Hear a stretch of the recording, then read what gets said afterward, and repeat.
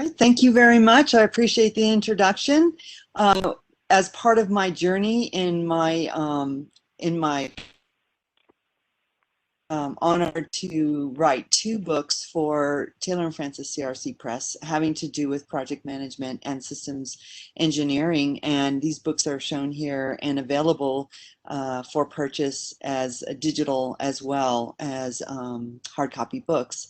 And I really have enjoyed the journey of documenting my knowledge and experience in these 2 books having to do with really managing projects and in a very robust way, but also allowing flexibility and looking at activities that may not typically be seen as projects, but using methodology to really help you achieve the outcomes that you're interested in achieving. So I am happy to be here today. I'm very excited about presenting this material to you, and it ties really well into the previous video that you just saw having to do with True Project software, because we are going to talk a little bit about the importance of technology and the importance of an integrated view as we work through this presentation. So welcome, super happy to have you here, super pleased to be here, and I look forward to your questions as well.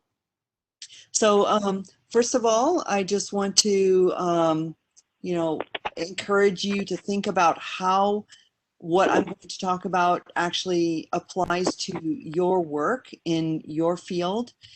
Most everything that we're going to talk about is has to do with a new way of thinking, not of moving into a fully remote work environment.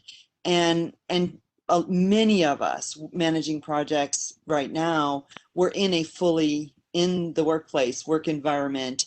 And because of the pandemic, we are now in a fully remote work environment. So if you find yourself in that situation, this is really going to, I think, resonate with you and give you some ideas on how we can progress and make sure that we achieve the outcomes that we really want. So welcome, and I'd like to start by sort of drawing a boundary around the topic that we're going to talk about today. I want to focus on projects that, again, didn't start as fully remote but are now remote, because I think those are challenging to some of us who need to think about things in more asynchronous ways. And so, during this pandemic, work of all types is being done, but of course not all of them we're going to classify as projects, having that defined scope, schedule, budget, and the methodology that it goes along with those. And so within the projects themselves, we can also discuss a wide range of how those projects are structured, from agile or traditional project management, whether they're early on in their research and development phases of the project, or whether you're dealing with mature projects with well-defined scopes. And some of those are easier than others to manage fully remotely. So generally, the less defined the project scopes work is, what you're trying to accomplish in the project, the riskier that project is going to be, and the more difficult it can be to manage that fully remotely.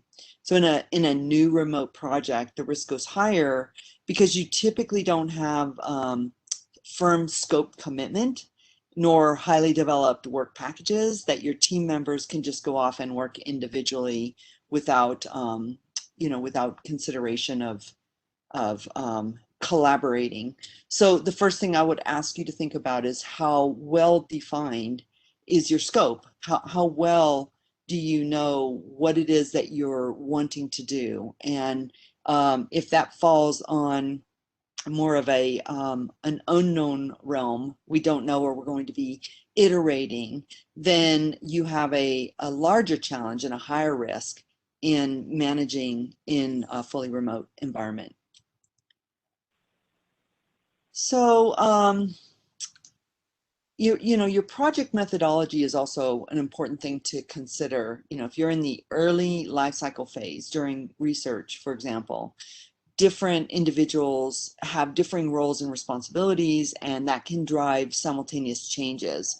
So thinking about where your project falls in its life cycle, is it a project that's early or mid development? Is it managed with quick, short design cycles featuring heavy change? Or is it an established traditional project management methodology? In many flexible project management methods, such as Agile, users are expected to engage in the design. Your stakeholders are heavily engaged in the design, and you will likely have an immature architect on that. And the project is likely to be very accepting of high levels of change out of cycle. And these change expectations are going to drive the level of change rigor and management in the project that you're going to need to implement in a remote environment, because change, as you know, that is not managed carefully is going to impact your outcomes.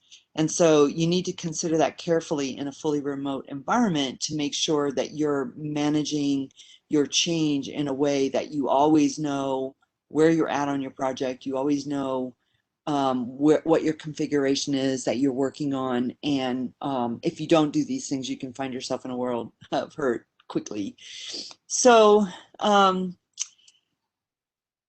we think about project volatility and change, I have this little model here. I'm a big fan of models that you can use and apply yourself to your own work experience. So the earlier in a life cycle of the project, the higher the level of expected creativity, the lower the expected unknowns, the higher the iterations, and the higher the expected level of accepted changes.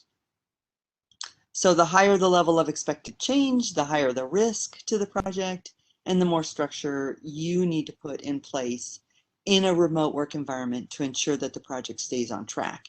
If you don't have that rigor, you're going to find yourself being unsure about where you are in your project and having a lack of confidence that you're going to be able to achieve your objectives, which is never where you want to be.